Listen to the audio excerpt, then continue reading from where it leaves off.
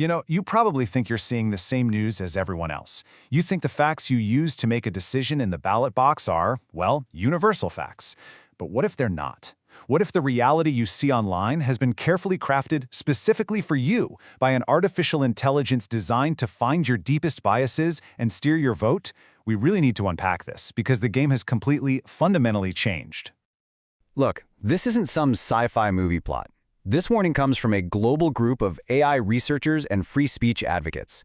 And what they're flagging is a whole new era of political influence. An era where the biggest threat to democracy isn't just one piece of fake news, but autonomous swarms of AI, all working together with a single goal: to totally reshape public opinion. For years, right, we worried about election integrity in terms of cybersecurity, protecting voting machines from hackers. But the new battlefield isn't the machine anymore, it's the human mind. The entire strategy has pivoted from hacking computer systems to hacking our very perception of reality. And at the heart of this massive shift is generative AI. Now, this is the same tech that powers a lot of tools we use every day, but its core ability to create brand new, incredibly convincing human-like content from scratch is exactly what makes it such a potent political weapon. It can write persuasive articles, it can create images out of thin air, and it can make videos that are almost impossible to tell apart from the real thing. So, the two main weapons in this new arsenal are deepfakes and large language models, or LLMs for short. Deepfakes, you've probably heard of. They can create a video of a politician saying something they absolutely never said. And LLMs, well, they're the engines behind tools like ChatGPT. They can pump out endless streams of persuasive articles, social media posts, and comments, all perfectly tailored to a specific audience. Now, what's really fascinating here is just how clearly this lays out the strategic pivot. See, the old threats were all about defense, building digital walls around our voting machines. The new threats, they are 100% about offense. It's not about changing a vote in a machine anymore, it's about changing the mind of the voter before they even get to the booth. This is a huge move from basic cybersecurity to what is essentially full-scale psychological operations. So how exactly are these tools being used to manufacture a false reality? I mean, it's not just about creating one viral deepfake that fools a few people.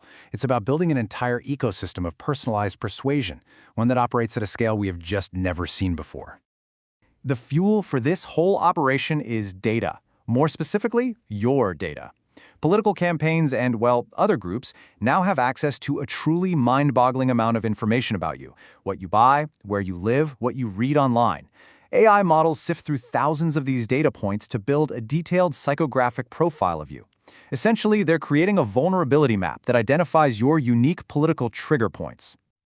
And this is exactly how they use that map to target you. They weaponize these language models with surgical precision.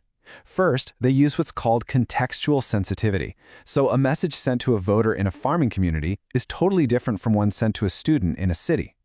Next, there's emotion engineering. This is so effective because emotions like fear and anger can completely bypass our critical thinking. The AI is specifically told to generate content that hits those nerves hard. Then they use narrative mirroring, creating a message that feels like a perfect reflection of your own beliefs and fears. It makes a candidate seem like they stand for whatever you want them to stand for.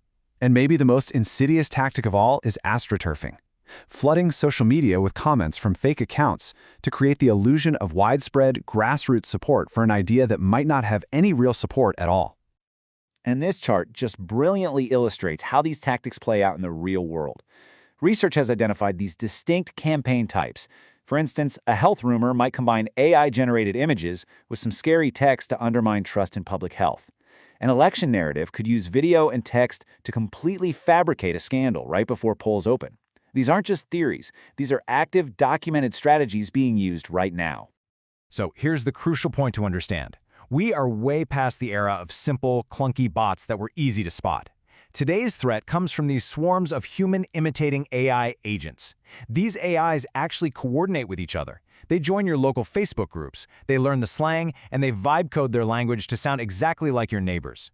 By working together, they can flood online spaces and create what experts call a synthetic consensus, the artificial appearance that everyone agrees on something, using the silent digital peer pressure to sway your opinion without you even realizing it. And the result of all this? It's much bigger than just a few people being misled.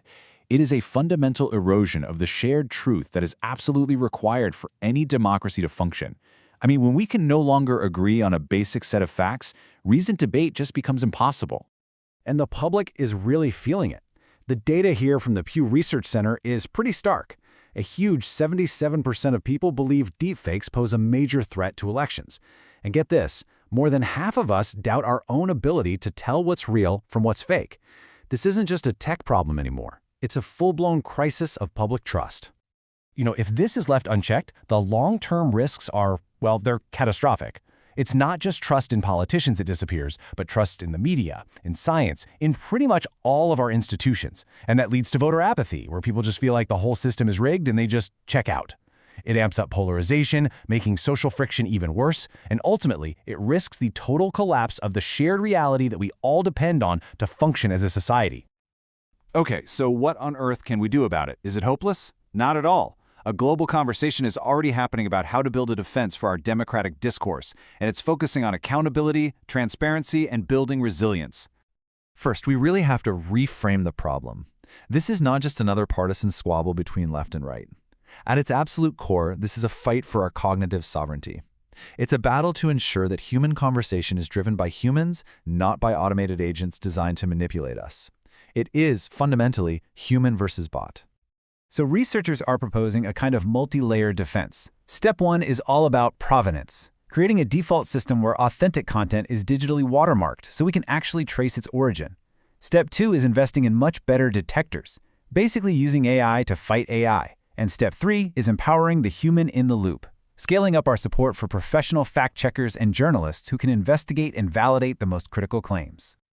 And this kind of thinking is already starting to shape actual policy. The European Union's AI Act is a huge piece of legislation that requires transparency for AI-generated content. Over in the US, the Federal Election Commission is debating new rules, and in India, political parties are already required to disclose their use of AI. So the regulatory wheels are turning. But the technology is moving so much faster.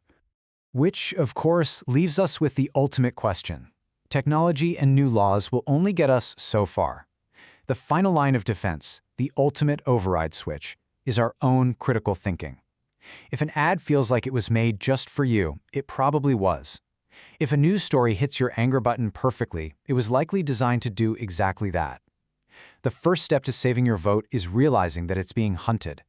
So in an age where reality itself can be synthesized, protecting the truth becomes a responsibility for every single one of us. How are you going to do it?